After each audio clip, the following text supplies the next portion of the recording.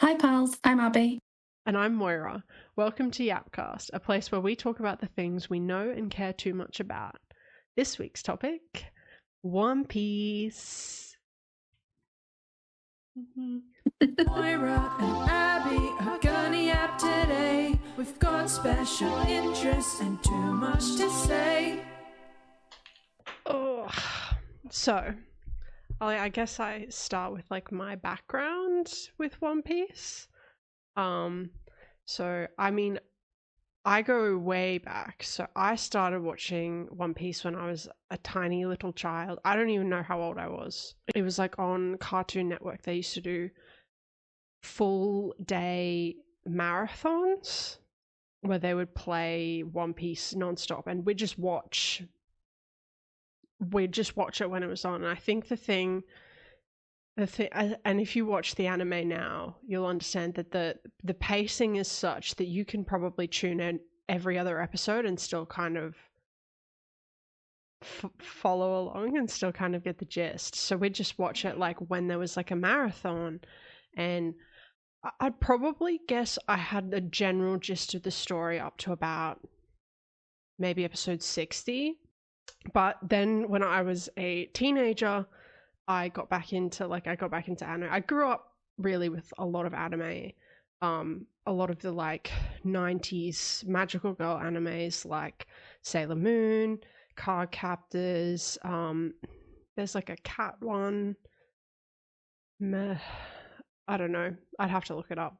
Clearly it stuck with me very much. I just liked that she was a cat. She was pink. Big fan of that. And then I kind of stopped.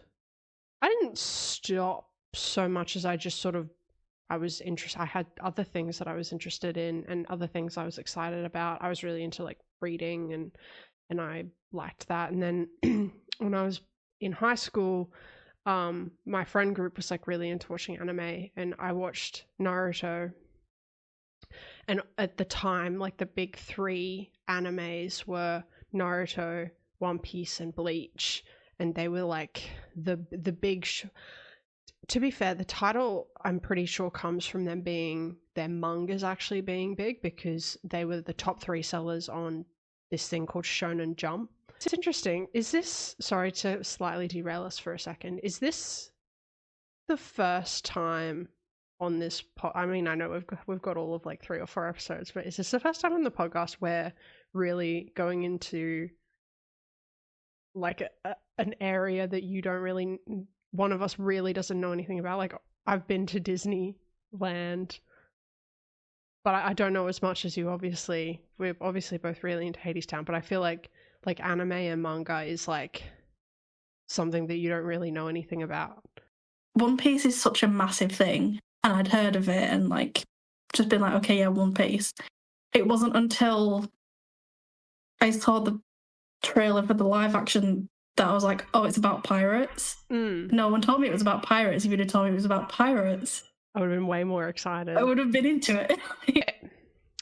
Back on topic, only slightly out of the way.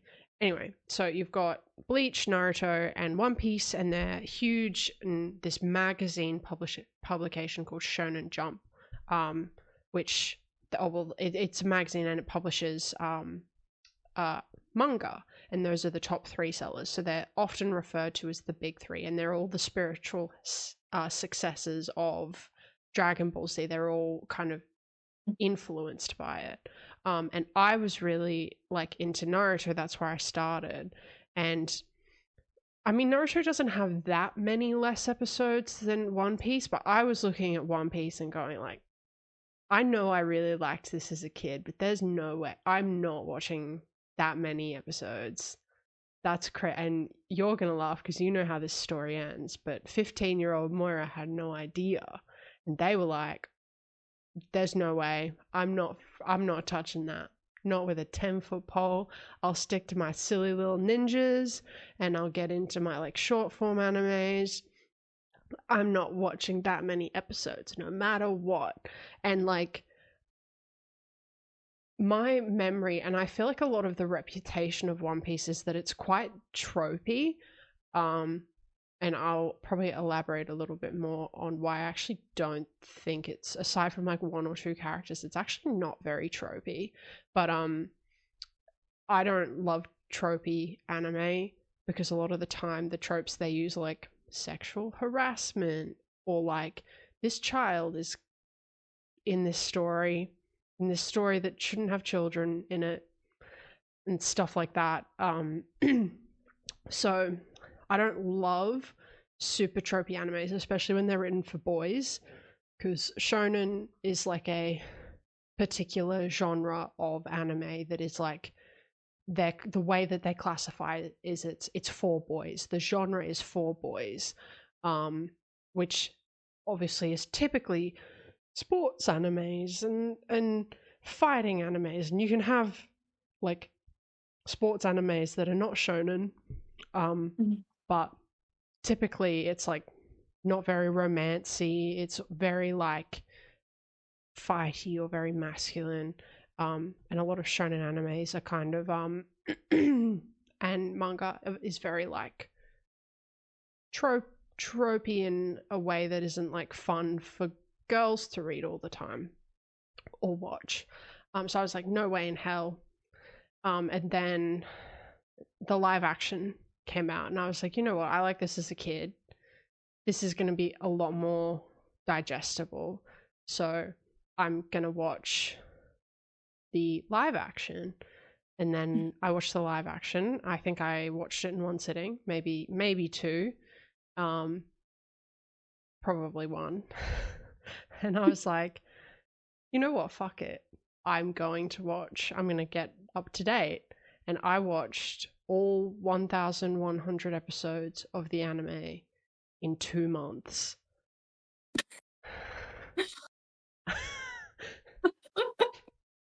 And I feel like I should be somewhat ashamed. It truly consumed my life in a way that not a lot of media has. Like, often when I get really consumed in media, it's not just the thing, right? It's like the fandom around it, it's the dialogue, it's the fan fiction, it's the fan art, it's the conversations that are going around, that kind of stuff. I engage in approximately 1% of that when it comes to One Piece. I don't know whether it's because there's just so much to consume that it was like that truly 2-month period of my life. And then I'm up to date on the manga. I might on the manga, yeah, I might be one chapter behind at the moment, but like there's so much to consider. I haven't been up to date in a manga since I was like 14, and I had no other life responsibilities, so this is pretty crazy. But it, like, just the particular, maybe it's because there's so much of it to consume, I'm not sure, but like I don't read fan fiction, I don't even engage in like any shipping. I'm just like, I'm raw dogging it. I'm reading the manga, I'm watching the anime, and I mean, if you ever come to my home, I do have a very impressive fan art shrine on my wall as well. So I do like the fan art, but even that is like almost largely canon art. Like, it's art of Gear 5 Luffy, or it's art of like Perona, or it's art of like it's not even like, I think the closest I've got to non-canon art is like I've got little Gear 5 Luffy in a fish bag because it's cute. Yeah. So it's yeah, I feel like it's quite singular in the way that I have consumed media. But I mean, a lot of your experiences with the live action, and then you've dabbled in the anime. How do you kind of find it? The anime as opposed to the live action? Yeah, or just generally, like, I know we both across our shared love of pirates, and how that sparked joy for you. Yeah. I don't know what I'm asking, but I'm asking. I think doing it backwards and not the way that God intends, of I was introduced to it via the live action. And then was like, oh, you know, I really like this. It's pirates. It's a bit magical and mystical. It's fun. Really good storytelling.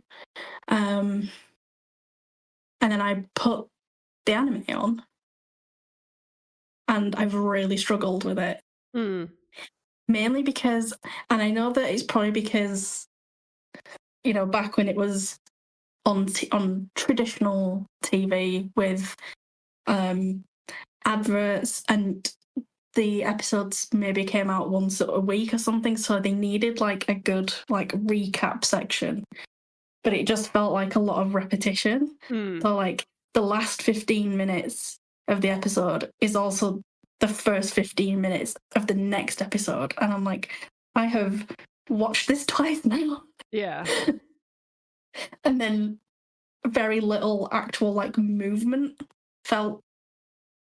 Yeah, I didn't feel like there was a lot of movement in it, which might be why there are so many episodes, because I'm like, I don't feel like you needed to cover this again from a different angle, but again, that is the style and that is how they do things. So I was like, I feel like I'm not getting anywhere with a story. So then it doesn't grab my attention as much. Yeah. But then it would do something different that they didn't show in the live action, and then I'd be like, oh wait, hang on a second. Like, but now I want to watch this, but now I'm not like in it enough because I've zoned out a bit. It's really interesting. I think if it had been one of the ones that I'd watched as a kid, it'd be easier to go back to it. It's interesting. Then again, I say that you were saying before that Dragon Ball Z, like you grew up with that as Dragon Ball Z is measurably the worst for that. Like when you're a kid, though, you don't notice it at all. But it's like I'm pretty sure they have episodes that are entirely recap, and one different thing happens at the end. Because that's just what they did then, and then they would just show an episode week to week to week to week to week to week to week, and that was like how they had a little break for the animators, or how, you know, now they do. Now a lot of anime is done in seasons, and there are good things about that and there are bad things about that, but so it does end up, if you watch, not to endorse anything, but if you watch it on Crunchyroll, they have a skip recap button which will shoot you to like 10 minutes into the episode. In 30 seconds. And it will skip the whole recap, so you can just jump straight in. That's the only reason I could watch it so fast. God bless Crunchyroll.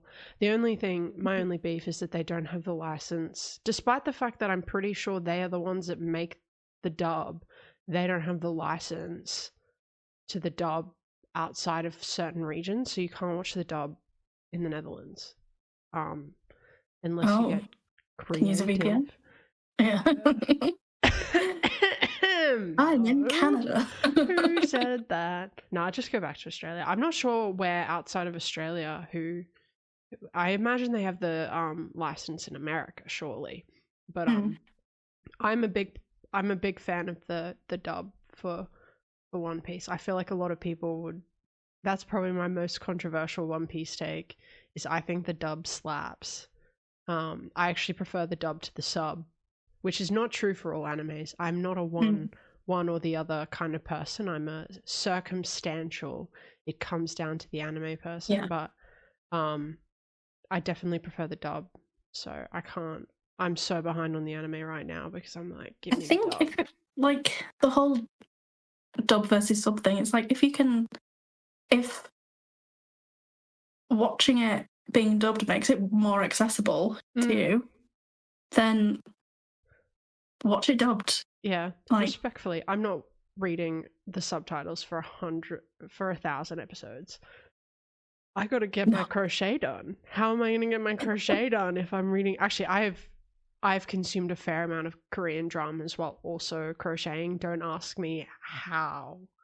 because I don't know, but I have. So theoretically I could have, but I don't want to because I want to be able to actually consume it at a ridiculous pace, and I can't do that if I'm only doing it. So absolutely, if it makes it more accessible. And I think obviously having grown up with the dubs of the late 90s, I can understand why a lot of people who grew up in that time might have a vendetta, not a vendetta, but I think it was a lot different then, especially in terms of like localization. I think they were less concerned about things getting lost in translation. In fact, sometimes they actively tried to make things lost in translation rather than trying to explain things, especially because I think that anime at the time was slightly more progressive than American cartoons. Now, not only is voice acting talent in America and just in the West in general, like, insanely good, but I think the commitment to localization is a lot stronger, and so I would say that even in some cases the dub ends up being better than the sub in terms of the content, because they're not trying to do a like for like direct translation. They're kind of trying to keep like the spirit of what's going on as opposed to the direct translation. I think there's one particular part in One Piece, actually. I will get back to One Piece eventually, in the end, always. There's one particular part in One Piece that's really, really like iconic. It's one of the most iconic Zoro moments. And I'll just say nothing happens. That's like the reference that everyone gets in that particular part. But in the sub, that's what they write. Nothing happened is what Zoro says. Nothing happened. But the dub says he says a little bit more, and I can't remember the exact line at the moment, but it was something like what happened here? Nothing at all. And that's actually also how they translate it in the manga. It's almost directly from the manga, not directly from what he says in the Japanese. Obviously, I don't speak Japanese. I'm not sure how good the direct translation of it is. But I feel like it's more words, but I feel like it fits the moment better. And there are actually a few moments like that I think that the dub has done a better translation, or a more enjoyable translation. There's one particular Perona moment that... Do you think I watch One Piece too much? I know we're literally here to talk about how much I talk about One Piece, but sometimes I'm like, there's this one particular moment that Perona has in Sabaody, Return to Sabaody, where Perona and Zoro are like walking somewhere, or Perona's floating, and Sanji's doing his, oh my god, it's a woman moment, and I think in the sub she just, and this is when I was like, I'm never watching the sub ever again. In the sub she's just like, gross, get away from me. But in the dub she's like, ew, what's your damage, you freak? And I was like, that is the best line that's ever been uttered on TV ever. So dub supremacy. Just for my girl Perona. I'm a big fan of Perona. How much do you love Perona, Moira? Just a little bit. I should have brought Kumashi down. Oh, I think he's upstairs on my couch. I have a little Kumashi that I crocheted. And why did you crochet it? Because I cosplayed Perona. I'll insert a little picture for people watching over here somewhere. And for people listening, you'll just have to check us out on social media, where I could post a picture. I should have brought down my photo with like Morgan, or maybe with McKenyu, or I've met a fair portion of the live action cast at this point. This is I feel like maybe I should have organized my thoughts into some kind of organized trajectory here. I think we're just going to be going on a full-on journey here where I jump all over the place. But well, I have a question. Oh yeah, go for it. So it could be wrong. I am assuming that the manga came out first. Yeah. And then the TV series is based off of the manga. Yep. And then you've got the live action, which is kind of based based off on of both at the same time. Yeah. How true to the story are each of those things? Like, how true to the manga is the TV series? How true to the TV series is the live action Netflix? So the manga started in 1997. The anime started in 1999. And I'm pretty sure at that point, Oda's the guy that wrote the manga, was like, obviously, I don't know so much about this period of time of One Piece because I was not engaging in the fandom, but I'm pretty sure he thought it was going to run for like 5 years or something like that. That's kind of a joke in the fandom, is that Oda keeps going, in 5 years it'll be done, and we're here 25 years later and it's not done. And so at that time, you think we can relatively accurately translate if you're releasing a chapter a week, we're releasing an episode a week, we'll stay relatively at the same pace. But obviously he takes breaks and stuff like that. And it's not one-to-one direct. So it's about a chapter and a half per episode, which I know you're thinking, but there's like 5 minutes of action in the episode. Mm-hmm. They obviously have to consolidate some stuff. It's relatively accurate for a lot of it. There's a whole section of an arc called the Wano arc where they switched their pacing to be 1-to-1, so one chapter to one episode, and there's mixed feelings on how accurate, how good that was, or how enjoyable that was. A lot of people think the pacing in Wano is really shit, but Dressrosa, which is my favorite arc, has like easily the worst pacing of the whole thing, and that was the old 1.5 to 1 pacing. So relative for the arcs, they are relatively accurate. They add some embellishments somewhere. They don't often cut things out, but sometimes they'll add things in. Sometimes things might happen in a different order, in the sense of, like, in the manga, there's this whole section that's just happened with Law.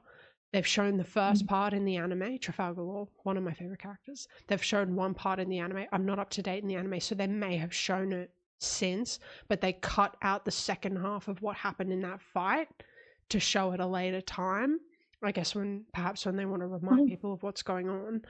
So in the manga, for example, that fight all happened over like 3 or 4 chapters.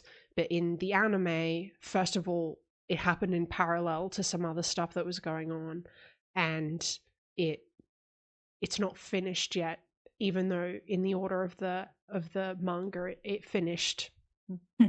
They showed the start, they showed the end. So it may have since been shown in the anime. I'm not up to date on Egghead yet, but that's kind of the accuracy. They also add whole entire like filler arcs, which are just stuff that they've made up entirely from scratch. For the most part, people don't really like it. I really like 1 or 2 of them. I think they've done a really good job. There's my favorite Robin look comes from one of the filler arcs.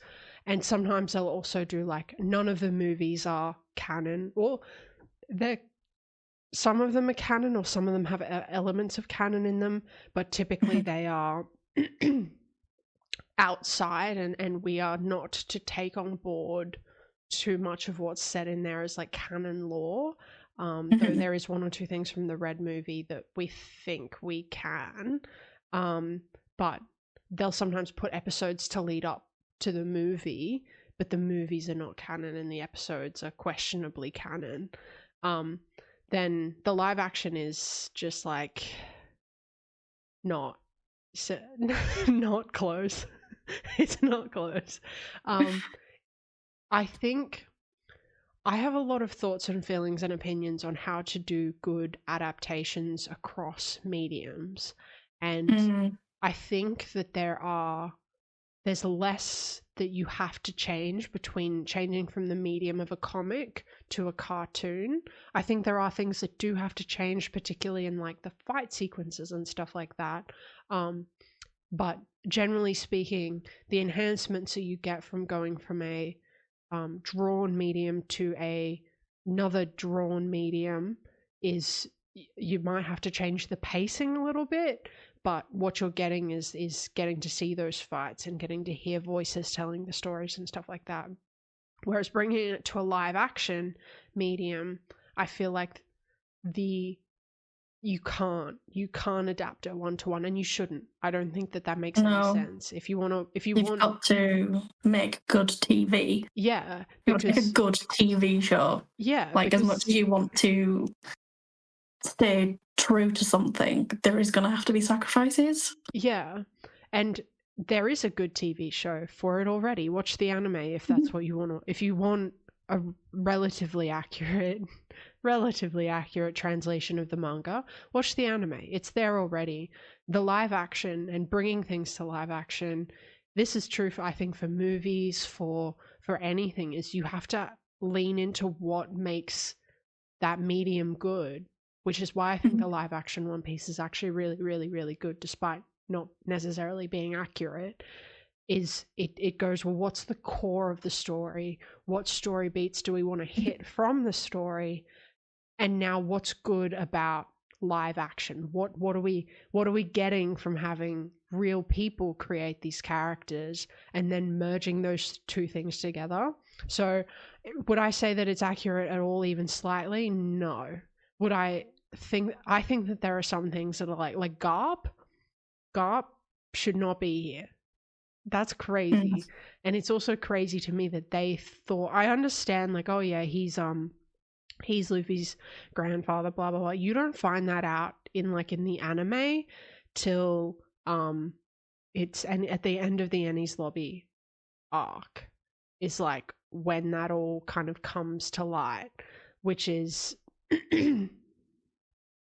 God, I don't even know how far in that is. That's got to be like 400 episodes in or something like that, to reveal it so early. I don't think it has a huge bearing on the story, but it's just such a crazy different pace that I'm like, I'm not sure what they've added to that. I feel like there are Marines in the East Blue that they could have used to perform the same role as Garp did. I don't know why they thought to bring Garp in. And I say that I really love the actor that plays Garp. It's a great time. I'm glad he was there, but I don't really understand why they made that change. But for the most part, I think that they've done a really good job of like identifying the story beats and identifying the spirit of what it is they want to pull out of One Piece, and then adapting that to something that makes sense in a live action format with real people playing those roles. And also modernizing it. I think that's one thing to keep in mind, is like, he started writing this in 1997 in Japan in 1997. I mean gay marriage still isn't legal in Japan, for example, but the attitudes of the world at large to a lot of things, not just things like gay marriage, but like all this kind of stuff is so different. So I feel like that also has to play into how they think to adapt a live action, and particularly to adapt a live action for an international audience. So that was a very long-winded answer, but we are on Yapcast, so I'm living up to the name, that's for sure. Can you explain what you mean by the arcs? So does it follow an arc? Yeah, so if you think about, if you have something that releases every single week, you don't have a typical season to season, whatever. So they tend to, especially for manga, they collect them all together into arcs, which are essentially a story journey where it's all kind of not linked together, but it's like it tells an era. So like, so you've got the Romance Dawn arc, which takes you all the way to recruiting Zoro, and then they've got the next arc, which is when we go on old mate Buggy. Buggy is so different in the anime compared to the action too. And then you've got Syrup Village and stuff like that. So they've just broken it down further. But each arc essentially encompasses a section of the story that makes sense. And they started really small, like Romance Dawn, which is 7 chapters, 4 episodes. And then you've got the Wano arc, which is 149 chapters, which is 191 episodes. So, yeah. So it's essentially, it encompasses a section of the story, which for One Piece, for example, it tends to adhere to islands. So when they're on an island for a period of time, we tend to tell an end-to-end tale of a story, and then we move on to the next. But in like different animes, for example, like Naruto, you'd have like the Chunin exam arc, which is like, it encompasses a period of story where they're taking an exam, and there's like 3 rounds to the exam and that kind of stuff, and encompasses everything that happens in there. So it's just, I'm less versed with manga. I think with manga they tend to do things like chapters and then volumes, and I think that often the way that they do the arcs together, it's like a similar artwork across the volumes to tie them together. And then they'll change in between arcs often, but I don't collect physical manga, so I'm less well versed in that. I think I've got like four volumes of physical manga in my entire life, so I know less about that. But yeah, it's just the story arc in the same way that you think of like a season of a TV show. Yeah. But often it'll be 191 episodes. Of course. No. Do you have a favorite arc? Dressrosa is my favorite arc. The pacing of it is questionable, but it's a lot of fun. And one of the things I really like about One Piece is that it's like, on one hand, he's just a pirate. On the other hand, he's like an accidental revolutionary, in that I think his sense of morality is in some ways so simple that evil is so, the kind of evil that can permeate like corruption and that kind of stuff is just so alien to him that he's just like, well, that's stupid. And I just love it. And that Dressrosa is like a really perfect example of Luffy's ethos. And there's a really beautiful, one of the reasons of my favorite arc is because it's Robin's cool in it, and Trafalgar Law's there, and I love it when Trafalgar Law's there. But there's a really beautiful scene where one of the admirals at the end, he's blind, and he has this really beautiful monologue where he's like, I've never wanted to be able to see, but in this moment I want to be able to see you, Luffy, because I imagine you have kind eyes. And yeah, and it's, the actual monologue is much more beautiful than what I've just told you just now, but I just think it's such a poignant ethos to what I love about One Piece, which is, I mean, like, Luffy's not good. He's not a good person. He's selfish, and his sense of morality can be so very easily swayed in the sense of, like, if the bad guy just offered him fucking food, he's very lucky that it's only ever been relatively good people offering him food, but he'd be so easy to hoodwink. But he's just so earnest in his sense of self and his sense of the world that I just love it a lot. Yeah, it's very real. Right. And I just love Luffy a lot. I think he's one of my favorite main character protagonists, which is rare. Oftentimes I find the protagonist can be quite grating, especially if they're the moral driver of a show. Sometimes that kind of black and white morality that people apply to a protagonist can be quite grating, whereas I find that with Luffy it's so endearing, both in terms of he can be quite black and white with his sense of morality, but in a way that really makes sense and is interesting. I just love Luffy. I'm so excited. I'm so excited for season 2. Iñaki as Luffy, it captures it so perfectly. That like earnestness, and like they humanize him a lot more. I think they changed, like in, for example, when Zoro gets injured, they almost have no downtime between that and chasing after Nami in the anime and in the manga. Whereas obviously you get that moment where he's like, he doubts himself as captain, and you don't really get too many moments like that in the anime or in the manga. But I feel like it really humanizes him, and I think Iñaki does such a good job of that. I just love Luffy. I just love Iñaki. Is he your overall favorite character, or do you have like an actual? My favorite overall character is Robin.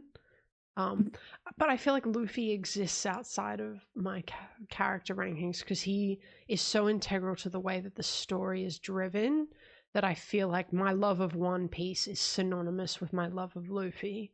And then my favorite character exists outside of that. Like that love wouldn't exist without Luffy. And then I have my favorite characters, which is Robin is my favorite character. Law is my second favorite character. But she is amazing. I'm so excited for her in the live action. You have no idea. But she's the archaeologist, which I feel like is a vast oversimplification of the role that she plays. But she's cool as hell. I don't want to talk about her too much because you're so close to meeting her. I don't want to spoil you. So Well, we say so close to meeting her. When does season 2 come out? Next year? Next year. That's not that far away. That's not that far away. Depends when next year. If they're like December 2026. Well, they've been greenlit for season 3, so they'll start shooting season 3 pretty quick after. So, who's your favorite character? I mean, obviously just from the live action, but who's your favorite character? from the 3 people that I have met. Oh gosh. Yeah, I mean, you've got to love Zoro just because he's got 3 swords. He's got 3 swords. What's better than 1 sword? There's nothing cooler than that. What's better than 2 swords? 3 swords. Right. And McKenna is so fucking cool. Truly the coolest. Literally.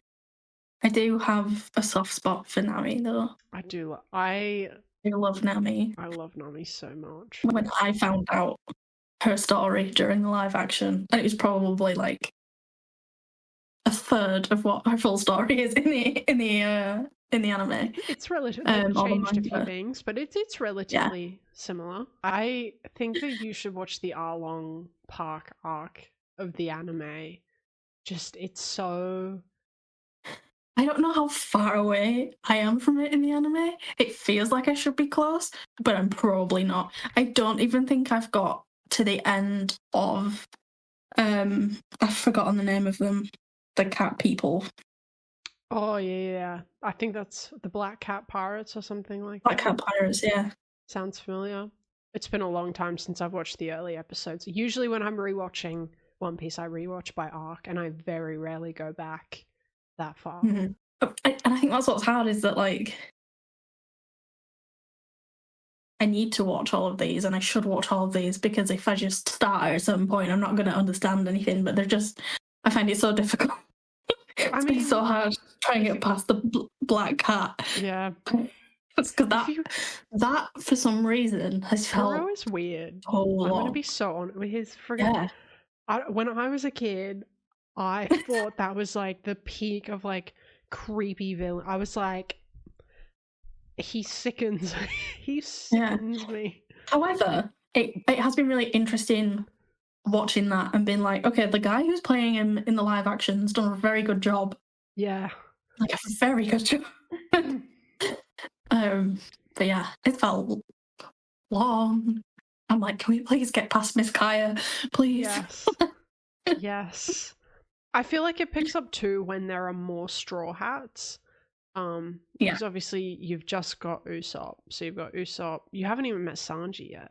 No, I've not met Sanji yet. The Baratier arc in the anime is so different than the live action. It's so weird because I have so many specific memories of that arc. That like watching in the live action, I was like, am I wrong or are they wrong?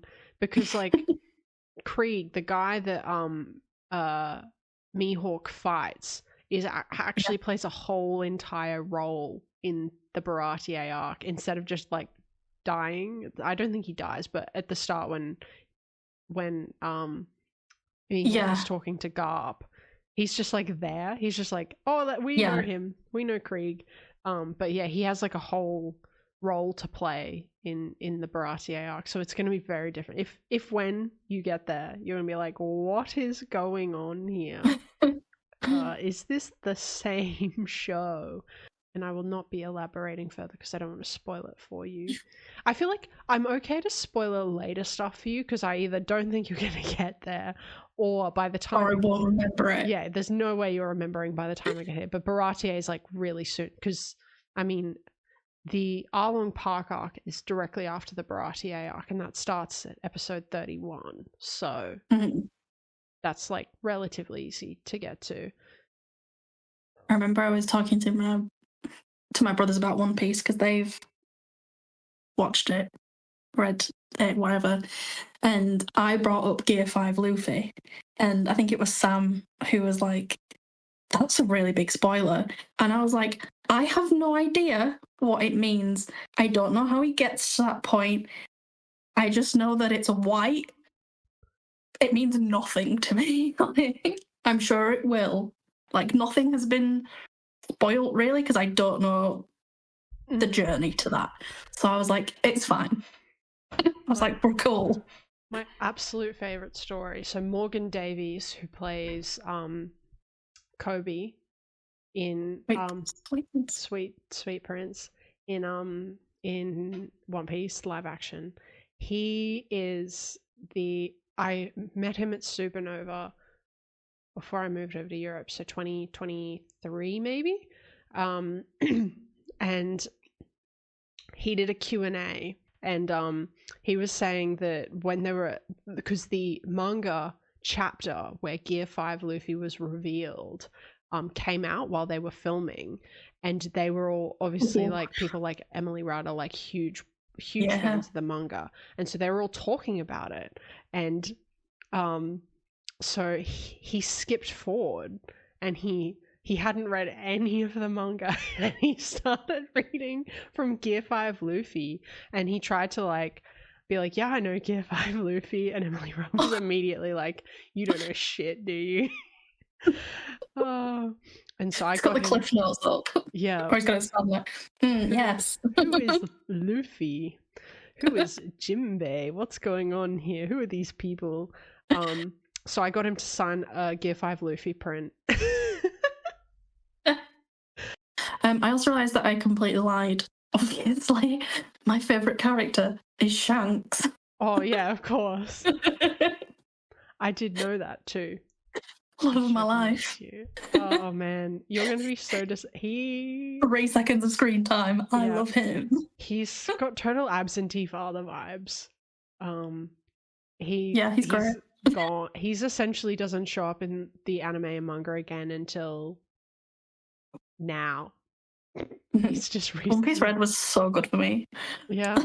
I hope they that's the one thing I want from the live action. I hope they incorporate Shanks more. First of all, because we stand Peter, but also because he's just so like, he's got in the anime, he kind of haunts the narrative, right? Because obviously his hat is such a big thing, and the lessons he taught Luffy in such a short period of time are a really driving force to Luffy. So he kind of somewhat haunts the narrative, but I don't think I'm pretty sure he doesn't actually appear in again until Marineford, which is like 400 episodes in, almost 500 episodes in, which is a big I really hope they don't do that, because I'll miss him too much if they do that in live action. I don't know what they can get him to do, but I just hope they get him to do something just like a cold Another opening or flashback. something.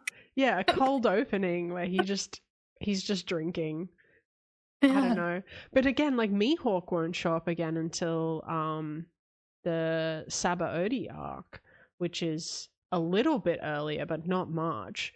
But we've got, I don't want to do without Mihawk for that long. Come on. So I'm wondering if they'll cut out some characters and get like them to do things that in the end, because there are a lot of characters. Yeah. There are a lot of characters. So I'm like, how maybe they'll cut them out and give those roles to other characters like Mihawk and Shanks, so they don't just disappear for the next 4 seasons. If you were to eat a devil fruit, what would you... It could be one that already exists in the One Piece universe or something completely different. What would you want to get from the devil fruit? Oh man. I think I mean, so Robin's fruit, this is a mild spoiler, I'm sorry, but it's the flower fruit, and it lets her grow extra limbs. Oh. Which is, and like to the point where she can like create clones of herself. She can grow a whole version of herself. I think that's sick. If I could have That's a cool. clone like working on my cosplay while I'm like working on something else, I would love that. I would absolutely. And she uses it to like spy on people, and it's so cool. But I feel like anything that gives me superpowers, I want it to make... I don't think a devil fruit that could make me teleport. I think that would be so overpowered. But I just really want to be able to teleport. It would be so much easier for my life if I could just teleport places.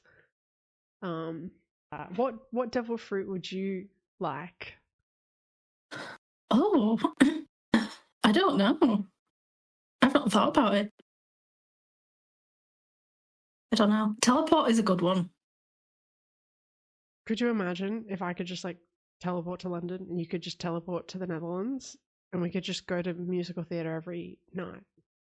What life? We could just teleport into the West End. We wouldn't even need to catch the tube. Tube strikes who?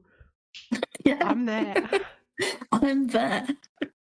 But I wouldn't tell anyone that I could teleport. Oh, God, so no. if someone was like, come into the office, I'd be like, no. Sorry. I'd tell you. Yeah. I'd tell like family and friends, but yeah. work wouldn't know. My second question is a bit of a random one. I've just realised it might require a bit more thought, so I don't feel like you actually have to answer it. Okay. If you were a character in One Piece, what would Luffy have to do or say to convince you to join the Straw Hats? I mean, I feel like if I was in One Piece, I would probably be a part of the Revolutionary Army. So it's so interesting to talk to you about One Piece, because you're so far, your context of One Piece is so much like the early stuff. But like when I say that Luffy is an accidental revolutionary, I'm like he's liberating people from a tyrannical government, essentially. I saw a really good quote recently where it was about like animes, and it was like a joke of like, this one teaches you love, this one teaches you friendship, and then the One Piece one was like, this one teaches you that the military are created to preserve the billionaire upper class, and we are tasked with overthrowing the tyranny to free ourselves from blah blah blah. And I was like, that's true, but if you they're not wrong. the first season, you're like, He's just a little pirate guy, and he is. But I feel like I would probably be a part of the Revolutionary Army for sure if I was in One Piece. And I think Luffy's done so much to free people from oppression just simply through existing. I feel like it'd probably be easier to say at what point in the anime or the manga I'd go as a person and go, this guy is doing something, and this guy is someone that I want to believe in, which would probably be Dressrosa. But the other thing is, like, the media and censorship is actually plays a pretty pivotal role in especially at the moment in the Egghead arc. So I wonder how much. I feel like if you're in the Revolutionary Army, you'd have a pretty good idea. I feel like that's probably about the time that I'd be like, this guy. I don't know if that's a cop-out answer because it's like something that he does already, but I think for sure that's how I would see it. Do you have an answer for that one? No.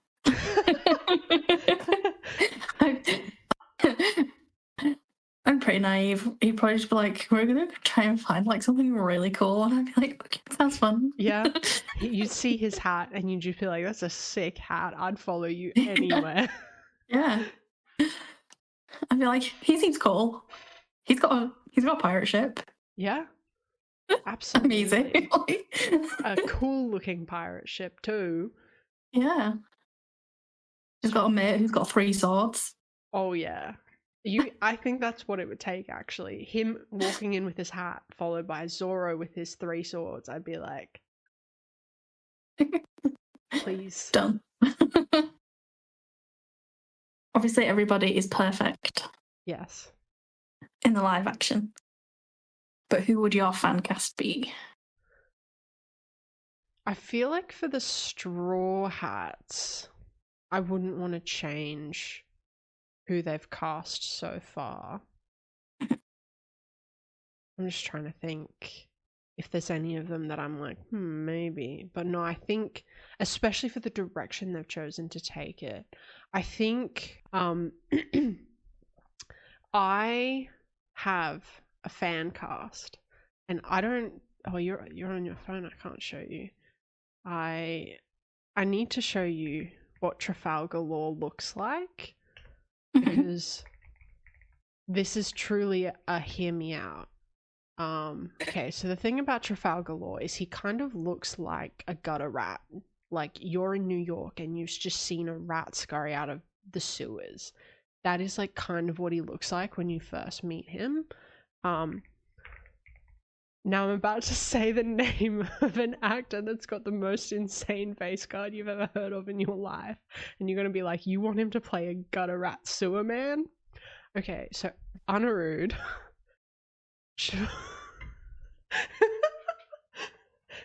Anirudh should play Trafalgar Law. First of all, Law is voiced in the dub by Matthew Mercer. Oh, what a man. What a man, exactly. I need Trafalgar Law to be played by someone who doesn't make me slightly ashamed. And they did that with Matthew Mercer, right? I'm like, that's a gutter rat man. He's got a rank ass goatee. Like, this man is sad. He's got a sad backstory. He's a sad man. I need to see a picture of this person. Fuck ass hat. This is like, when you have a crush on someone and you're like, no, let me find a good picture. Let me find a good picture. And the good picture doesn't exist. Okay, I think you made him out to be worse than he is. Worse than he is. Yeah. So he's not horrific, but he is kind of like, he's got, like, when someone wears a beanie, the same beanie every day, and you're like, I just know that you kind of smell.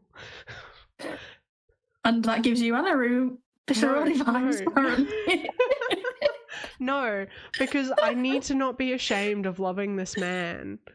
And so I need someone like Anirudh with like an insane face card to play him.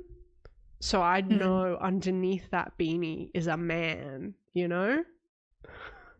A bit like in like an early 2000s thing where it's like, no, she is pretty. You just need to take her glasses off. Yeah, exactly. Like, she is pretty. You just need to take the beanie off. I also just think that Anirudh should be covered in tattoos. I think that would be a banging look for him.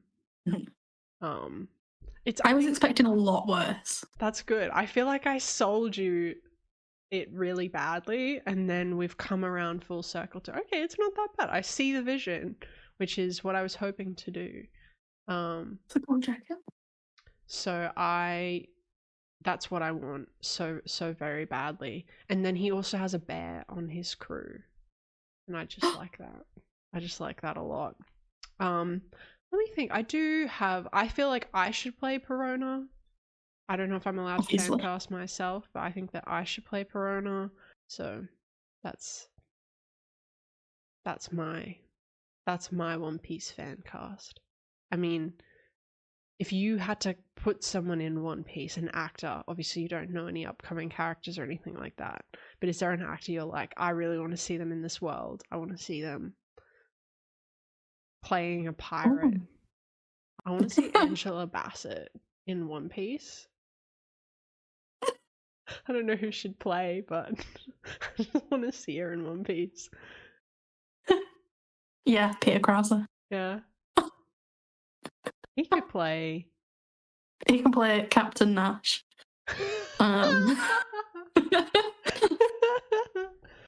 Put Harry in McIntyre.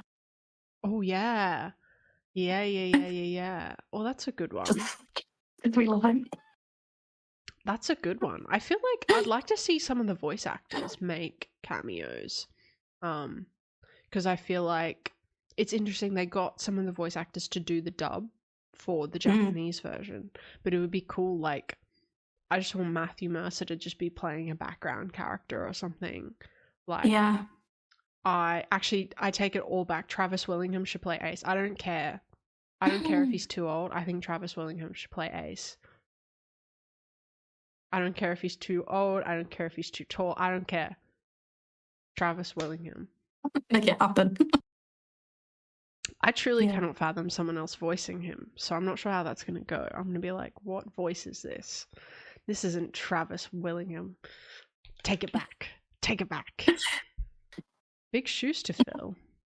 Maybe that's why I want Anirudh to play Law, because how do you live up to Matthew Mercer? Yeah. If you're like, not... you're just going to have to get Matthew Mercer to play. Yeah. Well, obviously... In some way. Yeah, I mean, maybe. Okay, picture this. I know who I want to see in One Piece. Matthew Mercer? Robbie David. You're right. You're right. Robbie David is a pirate. Oh my god, yes. We stan Robbie Damon in this household. We do. Love him. Cool. Outro. Thanks for tuning into our Yapcast episode on One Piece. Join us for our next episode in 2 weeks where we tackle something that we both love.